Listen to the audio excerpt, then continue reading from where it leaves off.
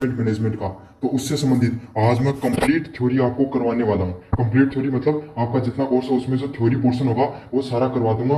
और आप में से मुझे पता काफी बच्चे इस वीडियो को थ्योरी देखते ही स्किप करने वाले हैं। बिल्कुल भी स्किप मत करना। अगर आपने इस वीडियो को देख लिया ना, आपको एमसीक्यू करने की जरूरत ही नहीं पड़ेगी। समझ में आ गया? बाकी के जो वीडियो है एमसीक्यू वाली वीडियो है उनका लिंक वो डिस्क्रिप्शन में डाल रहा हूं मैं, वहां से जाकर इस वीडियो को देखने के बाद में वो भी देख लेना। पहले थ्योरी वाला पूरा वीडियो देख लो, पूरा एक्सप्लेन करूंगा अच्छे से हर चीज को। सारे के सारे पर्सन ऐसे कैसे टिक मार दोगे आप इसको करने के बाद में। तो अगर आपने अभी तक कुछ नहीं पढ़ा है तो इस वीडियो को देख लो और उसके बाद में दो दो 3 नंबर या 1 नंबर क्लास जो मैंने करा रखी है, लिंक डिस्क्रिप्शन में दे रखा प्लेलिस्ट का, वहां से जाकर वो कर लेना। समझ में आ गया आपको? तो चलो शुरू करते हैं अपन। सबसे पहले तो क्या होता है, सबसे पहले इंपॉर्टेंट टॉपिक आता है, वो क्या आता है, ईएमएस का टॉपिक आता है, पर्यावरण प्रबंधन प्रणाली का आता है। इन्वायरमेंट मैनेजमेंट आपका सिस्टम से इन्वायरमेंट मैनेजमेंट सिस्टम का जो पर्सन है वो निकल कर आता है। तो ईएमएस है ना, ईएमएस क्या है? ईएमएस क्या होता है, कोई भी उद्योग हो गया, कोई भी संगठन हो गया, या कोई भी छोटा सा उद्योग है, जैसे आपका ना, आपका कौन सी कंपनी है, एक कपड़े की रंगाई पुताई वाली कंपनी है। समझ में आ गया? तो उस कंपनी के अंदर जो आप जो कपड़े को रंगते हो, बुनते हो, जैसे धागा बनने के बाद सारा कपड़ा सफेद ही तो होता है, फिर उस पर आप जैसे चाहते हो वैसा ही तो कलर करते हो। तो उससे जो वेस्ट निकलता है, जो गंदा पानी निकलता है, आप उसको नालों में बहा दोगे, आप क्या कर दोगे, ऐसे ही किसी गाँव का जोड़ वगैरह उसमें छोड़ दोगे, तो उससे क्या होगा, पर्यावरण प्रदूषण होगा। तो इन सब चीजों को ध्यान में रखने के लिए सरकार ने एक प्रबंधन प्रणाली लागू कर रखी है, ईएमएस, इन्वायरमेंट मैनेजमेंट सिस्टम, पर्यावरण प्रबंधन प्रणाली, जिसके तहत सरकार ने नियम व कायदे बना रखे हैं कि आप कोई भी उद्योग या धंधा करते हो उसमें पर्यावरण संरक्षण करना भी जरूरी है। आप उस जो वेस्ट निकलता है, आपका खतरनाक कचरा वगैरह निकलता है, आप उसको अच्छे से ट्रीटमेंट करो, फिर जाकर आप उसे खुले में छोड़ सकते हो। तो समझ में आ गया आपको? ये जो क्या होता है, पर्यावरणकारी व नीतियों को प्रभावित करने वाली नीतियां हैं जो पर्यावरण पे नकारात्मक प्रभाव को कम करने और सतत विकास को बढ़ावा देना होता है। मतलब पर्यावरण पे आप जो उद्योग करो या पैसा कमाओ उसका कम से कम प्रभाव पड़े, और साथ के साथ विकास, सतत विकास क्या होता है, सतत विकास होता है जिससे आने वाली जनरेशन को भी फायदा मिल सके। प्रमुख घटक क्या होते हैं, इन्वायरमेंट पॉलिसीज होती है, ये प्लानिंग होती है, इम्प्लीमेंटेशन होता है, चेकिंग एंड एक्शन होता है, और मैनेजमेंट रिव्यू होता है। तो इसके मुख्य घटक यही होते हैं कि आपको, आप जो कोई भी पॉलिसी है, आप कोई भी उद्योग शुरू करते हो तो उसको इन्वायरमेंट पॉलिसी होना जरूरी है। आपका कोई भी उद्योग को बनाते समय आपको प्लानिंग होनी चाहिए, आप उस प्लानिंग और जो आपके पास पॉलिसी उसको इम्प्लीमेंट करोगे, क्रियान्वयन होना जरूरी है, और आपको मूल्यांकन करना भी जरूरी है। अब ये वाला पॉइंट तो इतने ज्यादा इंपॉर्टेंट नहीं था, लेकिन इसके मुख्य उद्देश्य ज्यादा इंपॉर्टेंट है। मुख्य उद्देश्य क्या है, पर्यावरण के प्रभाव में कमी लाना, मतलब इन्वायरमेंट पर उद्योग धंधों का प्रभाव कम से कम हो। अगले वाला क्या है, प्राकृतिक संसाधनों में संरक्षण करना। जो प्राकृतिक संसाधन है, जो आपका इन्वायरमेंट को जो कंजर्व करने के, जैसे कि पानी हो गया, तो आपको पता है उद्योगों में कितना पानी चाहिए। तो अगर आपका गांव है जो वो क्या है, उसमें पानी की वैसे कमी, और उद्योग लगा दिया तो वो और पानी खींच रहा है, तो इससे क्या और कमी आ जाएगी भूजल में। तो इन सब चीजों का भी ध्यान में रखा जाता है। अगले वाला क्या, कानूनी और विनियामक आवश्यकताओं को पालन करना, मतलब कानूनी रूप से जो बातें करना उद्योगों को कि वो क्या करें, जो पर्यावरण संरक्षण का कार्य करें। संगठन की छवि और सामाजिक जिम्मेदारी को बढ़ाना, तो हर व्यक्ति की जिम्मेदारी होती है कि वो पर्यावरण को बचाएं। तो इसमें जो उद्योग होते हैं इनकी भी जिम्मेदारी होती है। अगले वाला क्या होता है, सतत विकास के सिद्धांत को अपनाना। तो सतत विकास क्या है, डेवलपमेंट करो, आप जीवन में आगे बढ़ो, लेकिन आने वाली जनरेशन, ऐसा नहीं कि आपने क्या कर दिया, आप एक व्यक्ति है उसने उद्योग खोल रखा है, समझा, उसने क्या कर रखा है, 10 जनों को रोजगार दे रखा है, कितने 11-12 जने इसमें काम में लगे हुए हैं, लेकिन उसने इतना ज्यादा प्रदूषण कर दिया कि पूरे गांव का जीना ही मुश्किल हो गया। तो वहां पर क्या हो गया, 500 लोगों का नुकसान हो गया ना। 10 लोगों का विकास हुआ लेकिन 500 लोगों का नुकसान हो गया। समझ में आ गया आपको? उसने क्या कर दिया, ऐसे पानी जोड़ वगैरह में छोड़ दिया, वो पानी नीचे धरती भूजल खराब हो गया उससे, और अब आप वहां के लोग ना खेती कर सकते हैं, ना पीने लायक पानी रहा। तो यहाँ क्या होगा, सभी लोगों का नुकसान हो गया ना। तो ऐसे विकास करना जिससे सभी लोगों को विकास हो। अगले वाला पॉइंट है वातावरणीय जोखिमों को पहचान करना, मतलब इन्वायरमेंट की वातावरण के जोखिमों को पहचान करना। अगले वाला पॉइंट है आईएसओ 14000 और 14001, सबसे मोस्ट इंपोर्टेंट टॉपिक है। यहाँ से प्रश्न जरूर शूट कर आएगा आपके सामने, मैं बता दूंगा कौन सा इंपॉर्टेंट है कौन सा नहीं है। आईएसओ 14000 क्या होता है, एक international organization for standard, ISO द्वारा विकसित किया गया। मतलब कि इंटरनेशनल, अगर कोई भी कंपनी है उसको आईएसओ 14000 मिल रहा है, इसका अर्थ क्या होता है, इसका अर्थ होता है ये एक इंटरनेशनल स्टैंडर्ड होते हैं कोई भी कंपनी के इन्वायरमेंट पर्यावरण प्रबंधन से संबंधित। तो आपको यही याद रखना है, कोई भी कंपनी को इंटरनेशनल स्टैंडर्ड्स पर, अंतर्राष्ट्रीय मानकों की एक श्रृंखला है जो पर्यावरण प्रबंधन पे ये देती है आपको। समझ में आ गया आपको? ISO 14001 क्या होता है? ये सबसे महत्वपूर्ण मानक होता है जो कोई भी संगठन को प्रमाणित करने की प्रक्रिया करता है। तो EMS होता है ना, एनवायरमेंट मैनेजमेंट सिस्टम, पर्यावरण प्रबंधीय संबंधित नियमों व कानूनों को अच्छे से प्राप्त लागू कर रही है कोई कंपनी, तो उसी कंपनी को कौन सा लोगो वो मिलेगा, टैग, ISO 14001 का टैग मिलता है। ISO 14001 का टैग आपको जो सिंबल या जो टैग प्राप्त करने के लिए कोई भी संगठन को पर्यावरण के प्रति क्या रहना पड़ेगा, सजग रहना पड़ेगा और जिम्मेदार रहना पड़ेगा, तभी ये मिलेगा। अगले वाला पॉइंट होता है पर्यावरण प्रबंधन के विभिन्न आयाम। तो पर्यावरण प्रबंधन के क्या क्या आयाम होते हैं? मोस्ट इंपोर्टेंट पर्सन है यहाँ पे सामाजिक सांस्कृतिक आयाम खूब निकल कर आता है, और आर्थिक आयाम वाला भी निकल के आता है। तो क्या होता है आर्थिक आयाम? क्या होता है ये टॉपिक मोस्ट इंपोर्टेंट है, अच्छे से कर लेना इसको भी। आर्थिक आयाम क्या होता है? पर्यावरण प्रबंधन से संसाधनों की बचत और लागत में कमी करना। हरित तकनीक अपनाने से दीर्घकालीन मुनाफा बढ़ता है। Most important person. तो क्या होता है इसमें कि पर्यावरण प्रबंधन करोगे तो इससे क्या होगा, जो संसाधन है उनकी बचत होगी। समझ में आ गया आपको? आपने क्या किया, आपके रंगाई पुताई का काम था, आपने उस जो पानी वेस्ट निकल रहा था आपका रंग, जो रंग वाला, उसको क्या कर लिया, ट्रीटमेंट करके फिर से यूज कर लिया। तो इससे अब आपको क्या फायदा हुआ? आप संसाधनों, एक तो पानी बच गया और आपके भी पैसे कम लगे। समझ में आ गया ना आपको? दूसरा क्या है, हरित तकनीक को अपनाने से, अगर आप ग्रीन टेक्नोलॉजी को अपनाओगे, आप सोलर ऊर्जा को अपनाओगे नॉर्मल ऊर्जा की तरह लाइट की जगह, तो उससे क्या होगा, जो आपका इन्वायरमेंट है उसको बहुत ज्यादा फायदा होगा। अगले वाला है, ये काफी इंपॉर्टेंट है, काफी सवाल पूछा जाता है, सामाजिक सांस्कृतिक आयाम। तो सामाजिक सांस्कृतिक आयाम क्या होते हैं? पर्यावरण के निर्णय में, मतलब पर्यावरण को बचाने में अगर पूरे समाज का सहयोग होता है, जैसे अपने क्या होता है, अपन तुलसी को और जो पीपल का पेड़ है इनको क्या मानते हैं, अपन इनको पूजते हैं, हम इनके संरक्षण पर कार्य करते हैं। तो यही होता है, अगर पूरे समुदाय है उसका भागीदारी होती है पर्यावरण को बचाने पर, तो उसी को क्या कहा जाता है, सामाजिक सांस्कृतिक आयाम के नाम से जाना जाता है। अगले वाला टेक्नोलॉजिकल आयाम। तो आप क्या कर सकते हो, जो पर्यावरण प्रदूषण से बचाने के लिए या पर्यावरण को बचाने के लिए जो नई टेक्नोलॉजी, नई तकनीक का प्रयोग कर सकते हो, और ग्रीन टेक्नोलॉजी, हरित टेक्नोलॉजी का आप उपयोग कर सकते हो। जैसे मैंने सोलर ऊर्जा वाला बताया ना, रिसाइकल प्लास्टिक वगैरह का यूज कर सकते हो, तो हरित क्रांति का उपयोग होगा। अगले वाला है नैतिक और नैतिकता आयाम का यूज करना, इथिकल एंड मोरल डायमेंशन। तो पर्यावरण संरक्षण केवल भाई ऐसा ही नहीं कि हर टाइम सरकारी तो थारगन बैठी कौन रहेगी कि कानूनों पालन करी। तो आदमी क्या कर सकता है, कोई उद्योग क्या करेगा, वो अपना जितने दिन ऑडिट चल रही है इतने दिन तो बहुत अच्छे से सब कुछ करेगा, लेकिन बाद में वही पुराने वाले काम अपना ऐसे ही छोड़ देना, वेस्ट को, डिस्पोजल को। तो हर समय कानून ही कार्य नहीं करेगा, कुछ हमारी भी नैतिक जिम्मेदारी होती है कि हम क्या करें, आने वाली पीढ़ियां, उनके लिए जीव जंतु वनस्पतियों को छोड़ दें। समझ में आ गया आपको? राजनीतिक आयाम, most important topic, most important person यहां से निकल कर आएगा, देख लेना। पर्यावरण नीतियों और कानूनों को निर्माण करने के लिए देखो, कोई भी कानून और राजनीति का भी बहुत महत्वपूर्ण हिस्सा होता है कि वो पर्यावरण संरक्षण पर कार्य करे। जैसे पर्यावरण संरक्षण अधिनियम हो गया, जल अधिनियम हो गया, वायु अधिनियम हो गया, ये सब क्या है, राजनीति और कानूनी आयाम होते हैं पर्यावरण प्रबंधन से संबंधित। अगले वाला पर्यावरण प्रबंधन योजना। तो पर्यावरण प्रबंधन योजना में क्या क्या शामिल होते हैं? इसमें शामिल होते हैं, ये इतना ज्यादा इंपॉर्टेंट है भी नहीं, ये वाला टॉपिक ज्यादा इंपॉर्टेंट है, जीवन चक्र विश्लेषण, लाइफ साइकिल एनालिसिस। तो लाइफ साइकिल एनालिसिस क्या होती है, कोई भी प्रोडक्ट हो गया, आप अगर मान लो, मैंने बिस्कुट का उदाहरण देके समझाया था कि एक बिस्कुट को आपने बनाया, बिस्कुट को सबसे पहले आपने खेत में गेहूं उगाया, तो गेहूं उगाने से आपने क्या हुआ, फर्टिलाइजर वगैरह का यूज हुआ, तो वहां पर थोड़ा प्रदूषण होता है। फिर पानी वगैरह यूज किया, तो वहां पर भी आप थोड़ा बहुत जो संसाधनों का उपयोग करते हो। फिर उसको कंपनी में लेकर आते हो, तो कंपनी में लेके आते हो तो कार्बन डाइऑक्साइड निकलती है वाहनों के द्वारा, तो उससे प्रदूषण होता है। फिर आपने आटा चक्की से सारे आटे को पिसाया, तो उस आटे को पिसाने में जो इलेक्ट्रिसिटी ऊर्जा का यूज हुआ, उसमें वायु प्रदूषण हुआ। समझ में आ गया? फिर आपने उस बिस्कुट को बनाकर रैपिंग किया प्लास्टिक में, तो प्लास्टिक का वो प्रदूषण करेगा। फिर लोगों ने उसको आपने कंपनी वालों के पास भेजा या आगे डिस्पोजल के लिए भेजा, तो वहां पर प्रदूषण होता है। तो कोई भी उत्पाद है उसको उसके पूरे जीवन चक्र में वो पर्यावरण पे कितना ज्यादा प्रभाव डालता है, उसी को क्या कहा जाता है, जीवन चक्र विश्लेषण के नाम से जाना जाता है, लाइफ साइकिल एनालिसिस के नाम से जाना जाता है। तो इसमें इसके 4 चरण होते हैं, देख लेना क्या आ सकता है। लक्ष्य और परिधि की परिभाषा करना, इनपुट आउट विश्लेषण करना, प्रभाव विश्लेषण करना और परिणामों की व्याख्या करना। सारी चीजें डिटेल में समझा सकता था, लेकिन नहीं समझाऊंगा, क्योंकि आपको पता है आपका एग्जाम है, लास्ट टाइम में बस आपको रिविजन करने से मतलब है। अगला है जो चीज इंपॉर्टेंट है, लाइफ साइकिल इंपॉर्टेंट थी, अच्छे से डिस्क्रिप्शन से समझा दिया। पर्यावरण प्रभाव मूल्यांकन, इन्वायरमेंट इंपैक्ट असेसमेंट, EIA।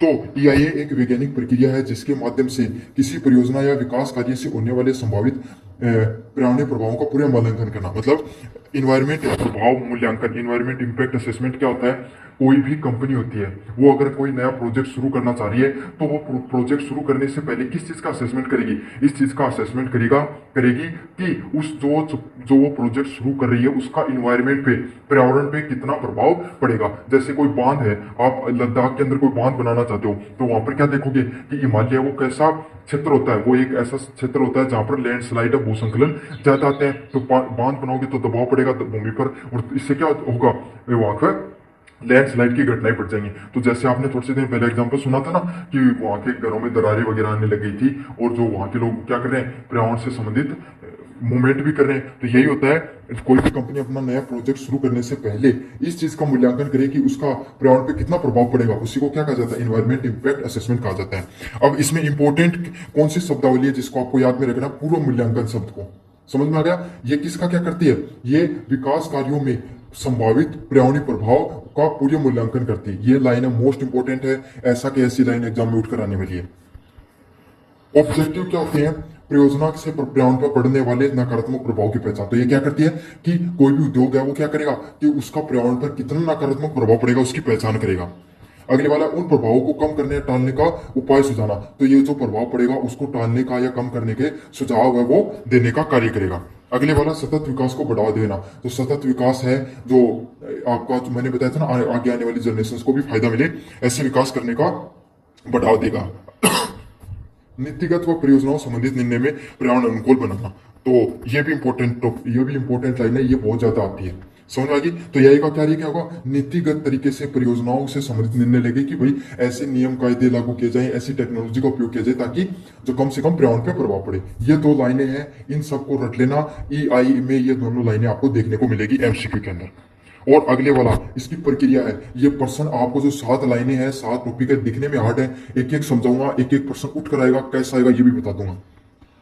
पहला बता दूं, स्क्रीनिंग क्या होती है, EIA की आवश्यकता है या नहीं, ये तय करना।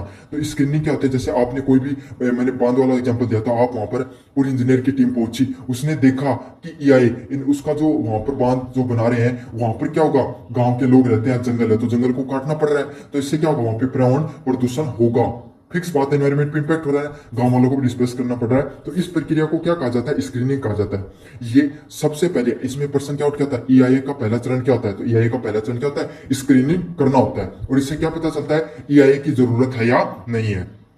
अगले वाला स्कोपिंग, मुख्य पर्यावरणीय मुद्दों की पहचान करना। अब बात कर रहे हो तो वहां के गांव के लोगों का ये कि साहब हम तो घर छोड़कर नहीं जाने वाले, वहां के वन्य जो प्रणाली है उसको नुकसान पहुंच रहा है। तो यही है जो अगले वाला होता है कि मुख्य पर्यावरण मुद्दों की पहचान किसमें की जाती है, स्कोपिंग में की जाती है। ये शब्द ऐसे के ऐसे आएंगे, याद रखना एग्जाम में आप।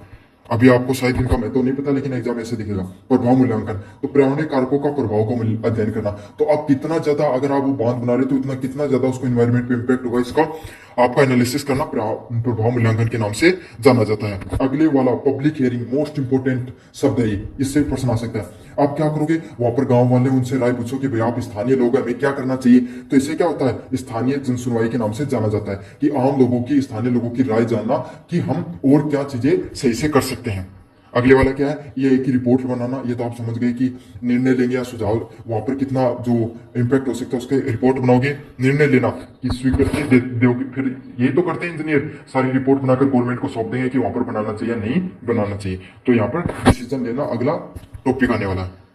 अगले वाला क्या है, निगरानी करना। परियोजना के दौरान जो प्रभाव होंगे उनकी जांच करना, मॉनिटरिंग करने में आता है। तो इसमें कौन सा इंपॉर्टेंट था, screening most important, scoping most important, public hearing most important. 3 है, तीनों में से आपको एक ना एक एग्जाम में देखने को मिलेगा, आप एग्जाम देने जाओगे तब।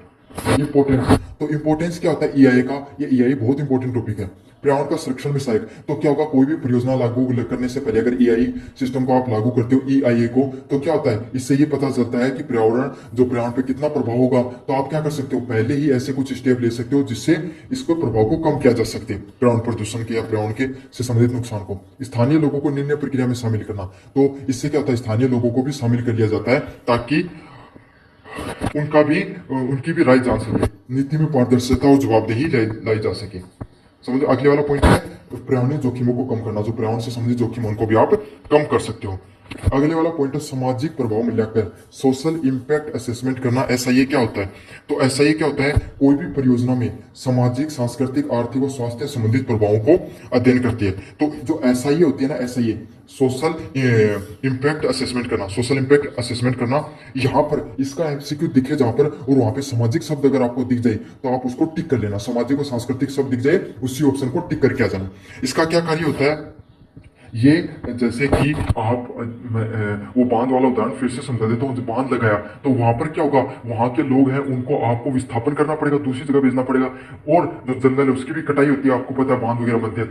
तो इससे क्या होता है? इन्वायरमेंट के साथ जो लोगों को सामाजिक जीवन है उसका भी प्रभाव पड़ता है, सामाजिक आर्थिक जीवन पर भी प्रभाव पड़ता है। तो सिर्फ इन्वायरमेंट ही नहीं, सामाजिक जीवन का अध्ययन करने को भी क्या कहा जाता है? सोशल इंपैक्ट असेसमेंट के नाम से जाना जाता है। ऐसे समझ लो आप है ना, कोई भी उद्योग लगा रहे हो जिससे बहुत अधिक धुआं निकलता है, तो सरकार क्या गाइडलाइन बनाती है कि आपको रिहायशी इलाके होते हैं ना, जहां पर बहुत ज्यादा जनसंख्या रहती है, वहां पर आपको नहीं बनाना है, क्योंकि वो धुआं है वो लोगों के स्वास्थ्य को प्रभावित कर सकता है। समझ में आ गया आपको? तो एसआईए में क्या क्या नियम होते हैं? जनसंख्या का विस्थापन हो गया, जीवन प्रोजन के संसाधनों पर प्रभाव हो गया, मतलब जो लोग रुपए पैसे कमाते थे आपके उस जंगल के द्वारा, उसको आपने कटाई कर दी तो उससे आर्थिक नुकसान हो गया लोगों को। सामाजिक ढांचे में बदलाव, तो लोगों को विस्थापन करके आपने दूसरी जगह भेजा तो उनके सामाजिक ढांचे में क्या हो गया? बदलाव हो रहा है। अगले वाला क्या है? स्वास्थ्य, शिक्षा और बुनियादी शिक्षाओं सुविधाओं पर भी प्रभाव पड़ता है। तो जो स्वास्थ्य होता है, शिक्षा होती है, उनके पर बुनियादी सुविधाओं पर भी प्रभाव पड़ता है। तो आपको इन पॉइंट को अच्छे से याद कर लेना है। डिफिकल्ट प्रश्न आएगा तो यहीं से निकल कर आने वाला है। अगले वाला कॉर्पोरेट सामाजिक उत्तरदायित्व है, कॉर्पोरेट सोशल रिस्पॉन्सिबिलिटीज। सीएसआर क्या होती है? तो सीएसआर वो प्रक्रिया होती है जिसके तहत कंपनियां समाज और पर्यावरण को बेहतरी के लिए कार्य करती हैं। तो ये कॉर्पोरेट सामाजिक उत्तरदायित्व क्या होता है? जो कंपनियां हैं वो पर्यावरण के साथ साथ संगठन हो गया, समाज हो गया, उसके बेहतरी के लिए भी कार्य करती हैं। तो आपने सुना होगा काफी कंपनियां वो अपने फाउंडेशन चलाती हैं, तो किसके लिए? ताकि समाज का बढ़ावा कर सकें। समझ में आ गया आपको? वो कुछ पैसा है वो लोगों की भलाई के लिए भी यूज कर सकें, उसी को क्या कहा जाता है? कॉर्पोरेट सोशल रिस्पॉन्सिबिलिटी, सीएसआर के नाम से जाना जाता है। ताकि जो कंपनियां इतना करोड़ों रुपए कमा रही है, कुछ पैसा जनता के लिए, गरीब जनता के लिए भी आप यूज में लो। तो इसके मुख्य कार्य क्षेत्र क्या होते हैं? मोस्ट इंपोर्टेंट, यहां से प्रश्न आएगा। क्या आएगा? स्वास्थ्य, शिक्षा व स्वास्थ्य पर जो सेवाओं पर खर्च करता है वो सीएसआर के अंतर्गत आएगा। पर्यावरण संरक्षण, इन्वायरमेंट। अब सीमेंट कंपनियां वो देखना आपको इन्वायरमेंट से संबंधित काफी वन रोपण हो गया, टाका निर्माण हो गया, इन सब चीजों पर कार्य करती हैं। तो पर्यावरण संरक्षण का कार्य हो गया, इन सब पर कार्य करते हैं। महिला सशक्तिकरण हो गया, ग्रामीण विकास हो गया, स्वच्छता अभियान हो गया, इस पर कार्य करती हैं। सबसे इंपॉर्टेंट है ये लाइनें, पर्सन आएगा सीएसआर, जो सीएसआर हो गया, हाँ सीएसआर होगा। सीएसआर का क्या क्या कार्य होता है? शिक्षा स्वास्थ्य से संबंधित, पर्यावरण संरक्षण से संबंधित, महिला सशक्तिकरण वगैरह से संबंधित हो गया। कानूनी पहलू की बात करें तो सीएसआर है वो 2013 में कंपनियों के लिए अनिवार्य बनाया गया था, जिसमें मतलब ये भी मोस्ट इंपोर्टेंट बात है, सीएसआर को कब लागू किया गया? 2013 में लागू किया गया, जिसमें कोई भी कंपनी अगर उसका प्रॉफिट, उसका लाभ 5 करोड़ से ज्यादा है, उसका अपने लाभ का 2% पैसा है वो लोगों की भलाई के लिए सीएसआर फंड में डालना होता है। समझ में आ गया? इससे बाहर पर्सन नहीं आएगा सीएसआर में, अभी बता देता हूँ। अगले वाला person most important, environment audit. Environment audit क्या होती है? कोई भी एक व्यवस्थित दस्तावेज उद्देश्य से मूल्यांकन करना किसी संगठन के पर्यावरणीय प्रदर्शन, नीतियों और प्रक्रियाओं को। यह तो थ्योरी थी, मैं समझाऊं। आपका कोई उद्योग है, वही रंगाई पुताई वाला उद्योग है, आप उस उद्योग के अंदर अधिकारी आएंगे, वो जांच करेंगे कि आपका जो कचरा निकल रहा है, आप जो एक तो वेस्ट, जो रंग वगैरह पानी वगैरह निकल रहा है, आप उसको कहाँ पर डिस्पोज करते हो, कहाँ पर उस पानी को डालते हो। दूसरी बात है आपके जो ये रंग, जो केमिकल वगैरह यूज करते हो, इस केमिकल वगैरह को ये कितने ज्यादा खतरनाक है, समझ सकते हो। आपने ऐसे कौन से इक्विपमेंट लगा रखे हैं आपकी कंपनी के अंदर जो एनवायरनमेंट को कम से कम प्रभावित करें। तो ये जो ऑडिट होती है जिसमें पूरा का पूरा मूल्यांकन किया जाता है कि आपका जो उद्योग है वो पर्यावरण पर कितना ज्यादा नुकसान पहुंचा रहा है, जो नियम कायदे बनाए गए सरकार के उनको पालन कर रहा है नहीं कर रहा, उसी को क्या कहा जाता है? इन्वायरमेंट ऑडिट के नाम से जाना जाता है। अब ऑडिट 3 प्रकार की होती है, ये तीनों की तीनों ऑडिट के टाइप बहुत मोस्ट इंपॉर्टेंट है। पहली ऑडिट कौन सी होगी? पहली ऑडिट होगी कॉम्प्लायंस ऑडिट, अनुपालन लेखा परीक्षण, मतलब कानून और नियमों का पालन किया जा रहा है या नहीं किया जा रहा है, वो क्या होगी? अनुपालन लेखा परीक्षा, compliance audit. Most important, most important, most important. Compliance audit से संबंधित प्रश्न आएगा कि इस ऑडिट में क्या देखा जाता है कॉम्प्लाइंस ऑडिट में, कि जो आपका उद्योग है वो सरकार से संबंधित जो नियम कायदे बनाए गए हैं उनको लागू कर रहा है, उनको मान रहा है या नहीं मान रहा है, वो कॉम्प्लाइंस ऑडिट में आता है। अगले वाला क्या है, प्रोग्राम ऑडिट। तो प्रोग्राम ऑडिट में क्या क्या आता है, पर्यावरणीय कार्यक्रमों को प्रभावशीलता। तो जो पर्यावरण से संबंधित जो कार्यक्रम है जो गवर्नमेंट के द्वारा लॉन्च किए गए हैं उनको सही से लागू किया जा रहा है या नहीं किया जा रहा, वो किस में आते हैं, प्रोग्राम ऑडिट में आते हैं। तो सरकार की योजनाओं को लागू करना भी जरूरी होता है, उसका चेकआउट किया जाता है किसमें, पर्यावरण ऑडिट में। आगे वाले पॉइंट की बात करूं, प्रदर्शन लेखा परीक्षण, परफॉर्मेंस ऑडिट। तो पर्यावरणीय लक्ष्यों की प्राप्ति की जांच करना, मतलब जो सरकार का नियम होते हैं कि भाई इतना परसेंट, जैसे कि 2% धुआं है, एक उदाहरण के रूप में बता रहा हूं, वही आप क्या कर सकते हो, आपको वायु में छोड़ना है, बाकी का जो 98% है उसको फिल्टरों के द्वारा आपको साफ करना है। तो क्या आप अपने पर्यावरणीय लक्ष्यों को प्राप्ति कर रहे हो नहीं कर रहे हो, ये जिसमें देखा जाता है वो उसको परफॉर्मेंस ऑडिट कहा जाता है। अब उसमें कौन सी इंपॉर्टेंट है इन तीन ऑडिट में, इसमें कॉम्प्लायंस ऑडिट सबसे ज्यादा इंपॉर्टेंट है और परफॉर्मेंस ऑडिट ज्यादा इंपॉर्टेंट है। अच्छे से याद कर लेना इन सब टॉपिकों को। बेनिफिट क्या होते हैं इसको ऑडिट करने के, प्रदूषण की पहचान होती है, अरे प्रदूषण सर्टिफिकेट भी तो बनते हैं अपने व्हीकल्स के, तो वही चीज होती है। संसाधनों की बचत होती है, पैसे की बचत होती है, कानून जोखिमों की कमी होती है, पर्यावरणीय नीतियों में सुधार होता है। समझ में आ गया, तो पर्यावरण की नीतियों में सुधार होता है और संगठन की प्रतिष्ठा में वृद्धि होती है। अब अगले बात करें, भारत में लेखा परीक्षण इन्वायरमेंट ऑडिट है वो कब शुरू की गई, भारत में जो इन्वायरमेंट ऑडिट है वो कब से शुरू करी गई है, 1992 से शुरू की गई है। और इसमें क्या होता है, केंद्रीय प्रदूषण नियंत्रण बोर्ड सीपीसीबी और राज्य प्रदूषण केंद्र बोर्ड एसपीसीबी इसमें क्रियान्वयन में सहयोग करेंगे। समझ में आ गया आपको, तो कौन से करते हैं, केंद्रीय प्रदूषण नियंत्रण बोर्ड सीपीसीबी और राज्य प्रदूषण बोर्ड एसपीसीबी है वो उसका क्रियान्वयन में मदद करते हैं। औद्योगिक इकाइयों को उनके अपशिष्ट उत्सर्जन और जल ऊर्जा प्रयोग में भी धन को प्रस्तुति देनी होती है। तो इसमें बस यही दो इंपॉर्टेंट बातें हैं। सबसे पहले 1992 में लागू हुई, स्टार्ट हुई, और इसको अनिवार्य कब किया गया, 2002 के अंदर ईआई का नियम लागू हुआ था, तब से इसको अनिवार्य किया गया। दोनों में फर्क है, समझ लेना है ना। और कौन सा संस्था इसके लिए काम करते हैं, केंद्रीय प्रदूषण नियंत्रण बोर्ड और राज्य प्रदूषण नियंत्रण बोर्ड उसके लिए कार्य करता है। अब आपको 3 नंबर यूनिट की तरफ बढ़ेंगे अपन। 3 नंबर यूनिट में क्या, वायु प्रदूषण निवारक व नियंत्रण अधिनियम 1981। तो 1981 में वायु प्रदूषण को निवारण व नियंत्रण करने के लिए अधिनियम लाया गया 1981 का, उससे संबंधित है।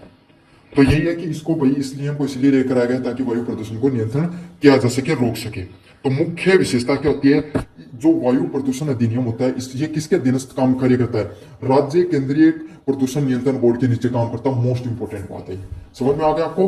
राज्य केंद्रीय प्रदूषण नियंत्रण बोर्ड के की स्थापना करता है और इसके नीचे ये कार्य करता है।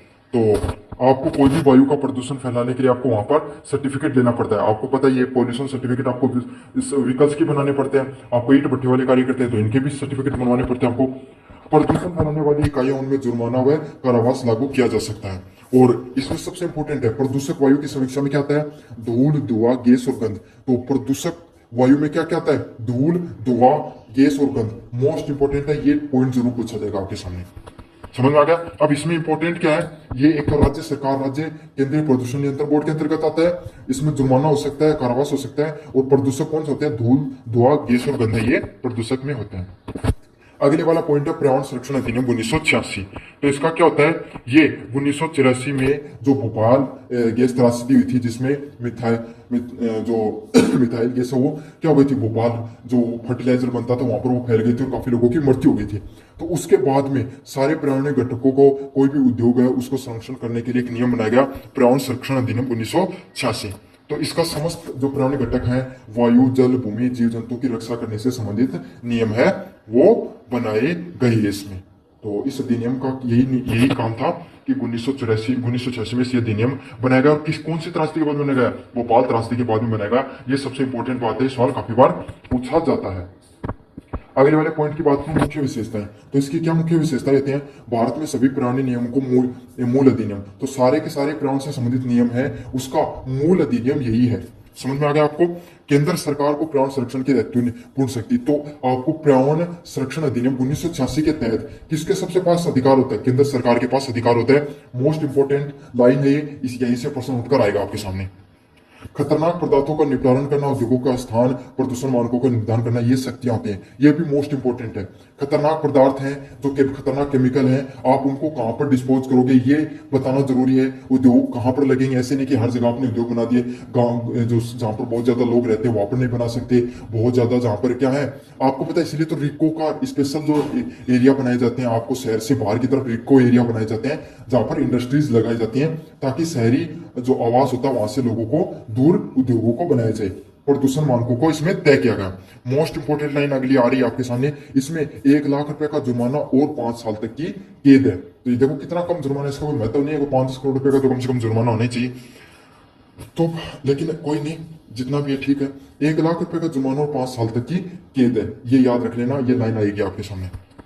अगला है खतरनाक कचरा प्रबंधन अधिनियम 1989 से संबंधित प्रश्न, hazardous waste management handling rule 1989। तो जिससे क्या होता है, वैसेले खतरनाक और वैसेले कचरे को संरक्षण करना, परिवहन उपचार करना और उसको निपटाना करना और नियंत्रण करने से संबंधित है। तो जो खतरनाक कचरा होता है उसको प्रबंधन करना, उसको निपटाना और उसको नियंत्रण करने से संबंधित। जैसे कोई मरकरी होगी, शीशा हो गया, पारा हो गई, आपको पता है सीधे इंसान के संपर्क में आ जाए, या न्यूक्लियर से संबंधित, न्यूक्लियर तो समझते हैं यूरेनियम वगैरह, अगर डायरेक्ट इंसानों के संपर्क में आ जाए तो क्या हो जाएगा, इंसानों की मृत्यु भी हो सकती है। तो इस प्रकार के कचरे को निपटाने के लिए सरकार ने अधिनियम बनाया, खतरनाक कचरा प्रबंधन और संचालन अधिनियम 1989।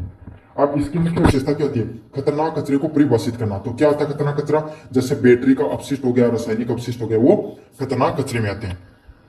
उद्योगों को पंजीकरण करना, तो ऐसे उद्योग जो इन सब चीजों को बनाते हैं उनका पंजीकरण करना और उनको प्रमाणित करना। अगले वाला सुरक्षित भंडारण, रिसाइकल और ट्रीटमेंट को अनिवार्यता देना। तो सुरक्षित भंडारण करना, ऐसे चीजों को और ऐसे केमिकल को रिसाइकल कीजिए, ट्रीटमेंट कीजिए, फिर आप इन्वायरमेंट में छोड़िए ताकि उसको कम से कम नुकसान हो। और अंतर्राष्ट्रीय दिशा निर्देश हो गए, जैसे बेसोल कन्वेंशन होगी, उसके अनुसार इसमें नियम बनाए गए। मोस्ट इंपोर्टेंट लाइन है बेसो, ये जो वेस्ट जो ट्रीटमेंट जो कंजर्वेशन है उसमें कौन सी कन्वेंशन के हिसाब से नियम बनाए गए, बासेल कन्वेंशन के आधार पर इसके नियम बनाए गए हैं। जल प्रदूषण नियंत्रण अधिनियम कब बनाया गया, 1974 में बनाया गया। तो इसका उद्देश्य क्या थे, स्रोत हो गए जैसे नदियां, झील हो गई, कुआं हो गए, इन सबको क्या होगा, प्रदूषण से बचाना। लोग क्या करते हैं, डायरेक्ट वेस्ट है वो इन सब में छोड़ देते हैं। तो इनको जो वेस्ट है इनको बचाना प्रदूषण से, इनमें प्रदूषण ना फैले, इसके लिए इस अधिनियम को लागू किया गया। समझ में आ गया। लोग क्या करते हैं, सीधे नदियों में गंदा पानी छोड़ देते हैं, उद्योग अभी भी छोड़ते हैं, तो इससे क्या होता है, नदियां वगैरह वो गंदी हो जाती हैं। अब इसमें क्या है, इसमें जो वायु वाला था वो केंद्र जो राज्य सरकार के अधीनस्थ था, और जो पर्यावरण संरक्षण अधिनियम 1986 वो किसके केंद्र सरकार के अधीन था। लेकिन ये वाला ये केंद्र और राज्य दोनों के नियंत्रण बोर्डों के अधीन आता है। तो केंद्र और राज्य के दोनों के नीचे आएगा ये। इसमें क्या होगा, औद्योगिक अपशिष्ट को जल स्रोतों में डालने से पहले अनुमति लेना। तो आप जो खतरनाक कचरा है उसको जल स्रोतों में डालने से पहले क्या आपको अनुमति लेनी होगी, कि आप डाल रहे हो तो कहां पर डाल रहे हो, उसका कितना नुकसान होगा, इन सब चीजों को ध्यान में रखना। और अगर आपको इसके नहीं मानोगे तो दंड हो सकता है और कारावास भी हो सकता है। अगले वाला, जल प्रदूषण की रोकथाम हेतु मानक निर्धारित किए गए। तो जल प्रदूषण को रोकने के लिए कुछ नियम कायदे हैं वो लागू किए गए हैं। 5 नंबर प्रश्न की बात करूं, जैव विविधता अधिनियम 2002, बायोडाइवर्सिटी एक्ट है 2002 में इसको लागू किया गया। बायोडाइवर्सिटी एक्ट है 2002 में इसको लागू किया गया है। अब ये एक नया नियम लागू होता है, मतलब जैव विविधता अधिनियम 2002 में। इसमें क्या होता है, जो वनस्पति हो गई, जीव जंतु हो गई, परिस्थिति होगी, उसको संरक्षण हेतु, सतत विकास हेतु इस अधिनियम को लागू किया गया। अब इसमें सबसे इंपॉर्टेंट बात है, राष्ट्रीय जैव विविधता प्राधिकरण है, एनबीए, उसकी स्थापना की गई है। समझ में आ गया। तो राष्ट्रीय जैव विविधता प्राधिकरण एनबीए की इसमें स्थापना की गई, ये मोस्ट इंपोर्टेंट है। राज्य जैव विविधता बोर्ड, स्थानीय जैव विविधता प्रबंधन समिति की भी इसमें स्थापना की गई। आपको अच्छे से क्या याद कर लेना इसमें, एक तो इसमें एनबीए की स्थापना की गई, सबसे इंपॉर्टेंट बात है, राष्ट्रीय जैव विविधता प्राधिकरण एनबीए की इसमें स्थापना की गई, सबसे मोस्ट इंपॉर्टेंट बात तो यही है। साथ में राज्य जैव विविधता बोर्ड व स्थानीय जैव विविधता बोर्ड की इसमें स्थापना की गई, ये भी इंपॉर्टेंट बात है। समझ में आ गया। तो विदेशी जैव संसाधनों के व्यापार पर नियंत्रण करना वो इसके अंतर्गत आएगा। सारांश चार्ट की बात करूं तो यह आप सारा का सारा एक साथ देख लेना। वायु अधिनियम 1981 में लागू किया गया। पर्यावरण संरक्षण अधिनियम है वो 1986 में किया गया। वायु संरक्षण अधिनियम है, ये जो राज्य सरकार है उसके नीचे आता है। पर्यावरण संरक्षण अधिनियम 1986 है, ये संपूर्ण वायु की सुरक्षा करता है, पर्यावरण की, और ये केंद्र सरकार के नीचे आता है। खतरनाक अपशिष्ट जो नियम है ये 1989 में लागू किया गया, खतरनाक कचरे को प्रबंधन करने से संबंधित पंजीकरण, इसका कार्य क्या, पंजीकरण को सुरक्षित करना व निपटारे से संबंधित है।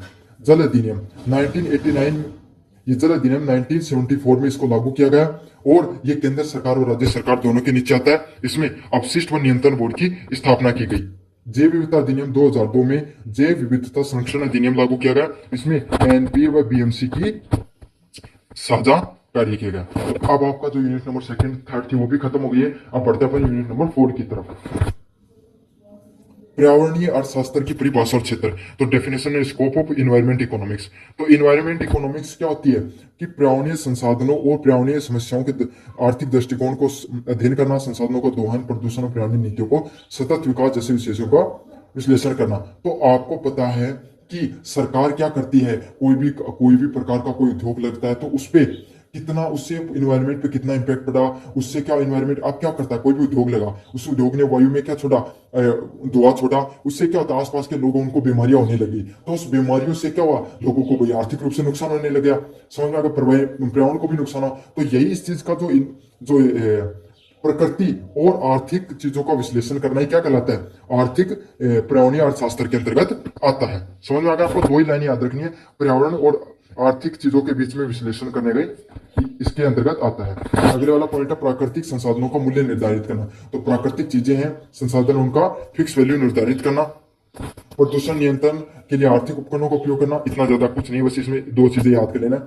हरित विकास, हरित टेक्नोलॉजी का उपयोग करना और सतत विकास मॉडल को लागू करना, इसका कार्य होता है। साथ में पर्यावरण कर होते हैं ना, जो ग्रीन टैक्सेस वगैरह लेती है सरकार, तो वो लागू करना। तो आप कभी भी कोई गाड़ी वगैरह खरीदोगे तो उस पर पर्यावरणीय टैक्स है, वो पर्यावरण कर लगता है, हमेशा ग्रीन टैक्स लगता है। अगले वाला अर्थशास्त्र और पर्यावरण का संबंध। तो इकोनॉमिक्स एंड एनवायरमेंट का संबंध। तो पर्यावरण और जो अर्थव्यवस्था है वो आपको पता है एक दूसरे पर निर्भर करती है।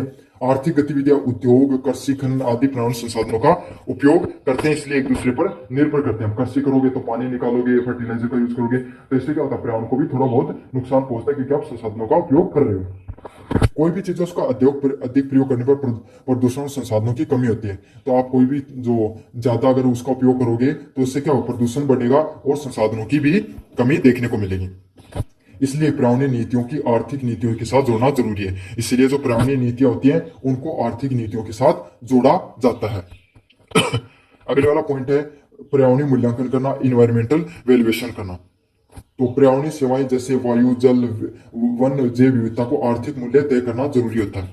तो इसमें क्या होता है, इसमें कोई भी ऐसा चीज नहीं है जो ज्यादा इंपॉर्टेंट है, तो स्किप कर रहा हूं मैं सारी की सारी चीजें, लेकिन फिर भी देख लो। पर्यावरणीय सेवाओं में पर्यावरणीय कर किस प्रकार के होते हैं, विलिंगनेस टू पे, travel cost method, contingent value, replacement cost. तो इसमें से कुछ भी ज्यादा इंपॉर्टेंट नहीं है, जो इंपॉर्टेंट है वो करूंगा मैं आपको। 4 नंबर पॉइंट है ग्रीन मार्केटिंग और क्लीन टेक्नोलॉजी। ये इंपॉर्टेंट टॉपिक आपके सामने।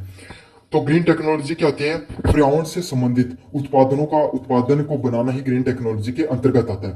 तो कौन से होते हैं, जैविक उत्पाद। जैसे आप प्लास्टिक की जगह, बैग की जगह अगर आप जूट का बैग बना रहे हो, आप कागज से संबंधित आता है ना, ऐसा बायोडिग्रेडेबल प्रोडक्ट आते हैं जो गल जाते हैं जल्दी सी, ऐसे कागज वगैरह की अगर आप पॉलिथीन वगैरह बना रहे हो तो वो कैसा जैविक उत्पादनों में आएगा।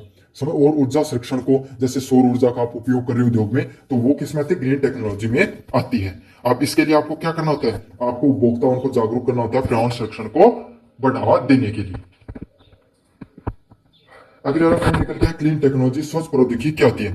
तो ऐसी प्रौद्योगिकी जो कम से कम प्रदूषण फैलाए और संसाधनों का पूर्ण उपयोग करे, वही क्लीन टेक्नोलॉजी में आती है। जैसे सौर ऊर्जा, पवन ऊर्जा, बायोगैस में ई वाहन है, वह इसके उदाहरण होते हैं। मोस्ट इंपोर्टेंट लाइन है, सारी अच्छे से याद कर लेना। सौर ऊर्जा, पवन ऊर्जा, बायोगैस व ई वाहन इसके उदाहरण होते हैं। अगले वाला ग्रीन काउंटिंग। तो ग्रीन काउंटिंग क्या होती है, पारंपरिक राष्ट्रीय आय में पर्यावरण हानि लाभ को शामिल करना ग्रीन काउंटिंग के अंतर्गत आता है।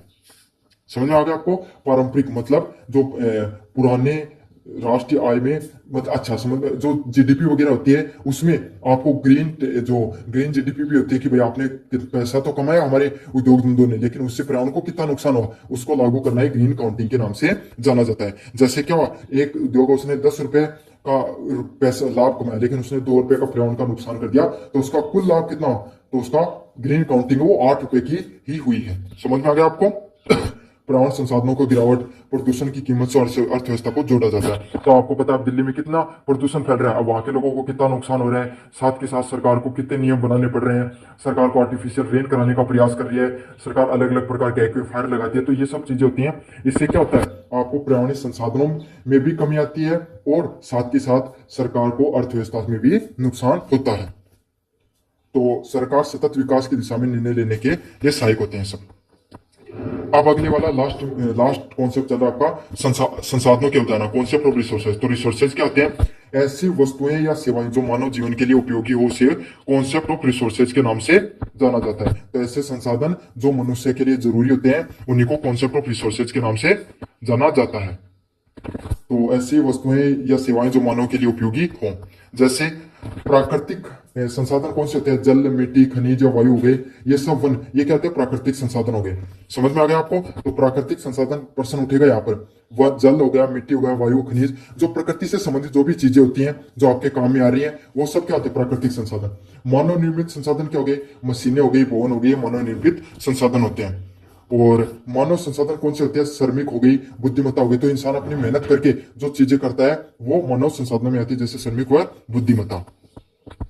अब लास्ट चल रहा है इको लेबलिंग किसे कहते हैं, इको मार्क किसे कहते हैं। तो ये कौन सा होते हैं, इको लेबलिंग और इको स्कीम। तो इको लेबल ऐसे लेबल होते हैं, ऐसे उत्पाद को दिया जाता है जो पर्यावरण के अनुकूल होते हैं। तो ऐसा जैसे सोलर ऊर्जा से रिलेटेड प्रोडक्ट हो गया, ई व्हीकल हो गया, ये सब क्या होते हैं, इको लेबलिंग के तहत आएंगे। तो ये योजना कब शुरू की गई, 1991 में इस योजना को शुरू किया गया। मोस्ट इंपॉर्टेंट है, इस मार्क को एक प्रमाण पत्र कहा जाता है। तो इस मार्क को क्या कहा जाता है, एक प्रमाण पत्र के नाम से जाना जाता है। ये दिखाता है कि उत्पाद है वो निर्माण और पर्यावरणीय दृष्टि से सुरक्षित है। जैसे कि डिटर्जेंट हो गया, कागज हो गया, प्लास्टिक बैग हो गया, पैकेजिंग सामग्री होगी, वो सब इको लेबलिंग के तहत आएंगे। याद कर लेना, समझ में आ गया आपको? ऐसे कागज वगैरह हो गया, या जो नवीनीकरण ऊर्जा का संरक्षण करे, उन सबको ई लेबलिंग के तहत आते हैं। अब लास्ट 1-2 आपको टॉपिक बचे हुए हैं, जिसमें सबसे मोस्ट इंपोर्टेंट टॉपिक निकल के आता है पर्यावरणीय कुंसनेट्स परिकल्पना, इन्वायरमेंटली कुंसनेट्स हाइपोथेसिस है, वो निकल कर आती है। तो ये क्या थी, ये जो एक हाइपोथेसिस बनाई गई, एक परिकल्पना बनाई गई, जिसमें ग्राफ दिया गया, उसमें क्या बताया गया, जैसे जैसे कोई देश विकसित होता है वैसे वैसे उस देश का जो प्रदूषण उसका लेवल बढ़ता है और बाद में जाकर वो प्रदूषण का लेवल है वो घटने लग जाता है। तो ये आर्थिक और प्रदूषण के, वायु प्रदूषण के बीच में इसने एक ग्राफ खींचने का कार्य किया था। जैसे जैसे देश विकसित होगा उसका जो प्रदूषण वो बढ़ेगा, बाद में जाकर घट जाएगा। अगला, प्रारंभ में विकास से प्रदूषण बढ़ेगा फिर घट जाएगा। तो केवीसी का जो ग्राफ होता है वो यू आकार का होता है, पहले बढ़ा फिर घटा। ये मोस्ट इंपोर्टेंट है। उल्टा, अच्छा ऐसा होगा, उल्टा यू ग्राफ होगा, पहले बढ़ा और फिर जाकर घट जाएगा। तो कैसा ग्राफ बनता है, ये ईकेसी का, इन्वायरमेंट ग्रेजुएट का एक उल्टा ग्राफ बनता है, ऐसे वाला ग्राफ बनता है। समझ में आ गया आपको? लास्ट वाला प्रश्न है, लागत लाभ विश्लेषण, कॉस्ट बेनिफिट एनालिसिस क्या होती है। तो कोई भी परियोजना या नीति में लाभ और लागत के बीच में तुलनात्मक अध्ययन। मतलब आपने कोई बिस्कुट बनाया और बिस्कुट बनाने में आपने टोटल आपको 20 रुपए मिले, तो उसमें आपके 10 रुपए लगे, आपको सारा खर्चा, रॉ मटेरियल हो गया, लेबर हो गया, रेंट हो गया, वेजेज हो गया, सारा मिलाकर 10 रुपए लगे और 10 रुपए आपका मुनाफा हुआ। तो इसे क्या कहा जाता है, कॉस्ट बेनिफिट एनालिसिस के नाम से जाना जाता है। हमेशा आपका लाभ ज्यादा होना चाहिए लागत से, ये तो सबको पता है भाई, लाभ ज्यादा होगा लागत से तभी तो फायदे में होगा आपको। सीबीए पर्यावरणीय निर्णय लेने में उपयोगी होती है, जैसे बांध की परियोजनाएं, औद्योगिक विकास हो गया। तो ये चीज कहां पर देखी जाती है, ये ज्यादातर देखी जाती है कि बांध आपने बना तो दिया, लेकिन इससे पर्यावरण को ज्यादा नुकसान हो गया, फायदा कम हुआ, तो इससे क्या, उस परियोजना को कभी भी लागू नहीं किया जाएगा। और ये चीज औद्योगिक विकास में भी लागू होती है। लास्ट टॉपिक, सतत विकास, सस्टेनेबल डेवलपमेंट। ऐसा विकास जो वर्तमान पीढ़ी की आवश्यकताओं को पूर्ति करे लेकिन भविष्य की पीढ़ियों को भी ध्यान में रखे, उसको क्या कहा जाता है, सतत विकास के नाम से जाना जाता है। तो मैं इसमें काफी उदाहरण देके बताता हूँ। ये जो समांतर पीढ़ीगत जो प्रणाली है उस पर कार्य करता है। जैसे कि आपके दादा को कोई, आपके दादा, पापा, आप खुद हो गया, आपके बेटा हो गया, ऐसे समझ लो। आपके दादा जिस प्रकार के वातावरण में रहते थे, जैसे उसको संसाधन मिलते थे, जैसे पानी हो गया, खनिज हो गया, वायु हो गया, वैसे क्या आपके पापा को मिली, और आपके पापा को मिली क्या वो ऐसा आपको मिली, और वैसी जो आपको मिली वो क्या आपके बच्चों को वैसा एनवायरमेंट मिलेगा या नहीं मिलेगा। उसी को क्या कहा जाता है, सतत विकास कहा जाएगा। क्या अभी कभी क्या अपने औद्योगिक विकास में इतना विकास कर ले कि पर्यावरण ही नहीं बचे, पर्यावरण ही नहीं बचेगा तो आप क्या करोगे। एक बात बताओ, आपके साथ बहुत सारा पैसा है लेकिन बाहर स्वच्छ वायु नहीं है, पेड़ सारे काट दिए गए हैं, पानी पीने के लिए पानी स्वच्छ नहीं है, तो आप जीकर भी क्या करोगे, उस पैसे को कमाकर भी क्या करोगे। तो पर्यावरण का रहना भी बहुत ज्यादा जरूरी होता है। तो इसमें क्या होता है, आर्थिक स्थिरता आती है, पर्यावरण संरक्षण होता है और सामाजिक न्याय बढ़ता है। तो सबसे ज्यादा उद्योगों में किसको फायदा होता है, उद्योगों में सबसे ज्यादा क्या होता है, थोड़े से लोगों को फायदा होता है और बहुत ज्यादा लोगों को उससे नुकसान हो जाता है, आम लोगों वो इससे पिस जाते हैं। तो समझ में आ गया, सामाजिक न्याय भी से भी संबंधित होता है। तो ये पूरा का पूरा एनवायरमेंट मैनेजमेंट का मैंने पूरी थ्योरी है वो रिवाइज करा दिया है, आप अच्छे से पढ़ लेना। वीडियो कैसा लगा जरूर से, और बाकी के 2-3 वीडियो और बना रखे मैंने एमसीक्यू से संबंधित, वो भी देख लेना। धन्यवाद।